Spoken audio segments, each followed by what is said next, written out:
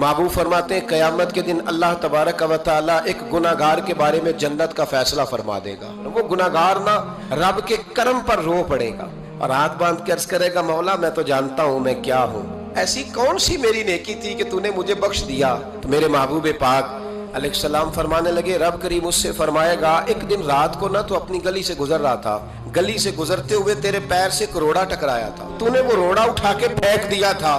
क्यों फेंका था? तो नेकी चूंकि उसकी नजर में मामूली थी तो वो भूल चुका था। कहेगा या अल्लाह वो वाला रोड़ा, मालिक करीम वो तो मैंने इसलिए उठाया था कि मेरे मोहल्ले में बूढ़े भी रहते हैं, बीमार भी रहते हैं, बच्चे भी रहते हैं, कमजोर भी रहते हैं, इसलिए उठाया था किसी को ठोकर न लग जाए। रब करीम ने फरमाया तू रात के अंधेरों में रोड़े उठा उठा के मेरे बंदों का ख्याल रखे तो मैं आज कयामत के दिन तेरा ख्याल ना रखूं। फरमाया उसे एक रोड़े के उठाने की बरकत से मैंने तेरे लिए जन्नत का फैसला फरमा दिया।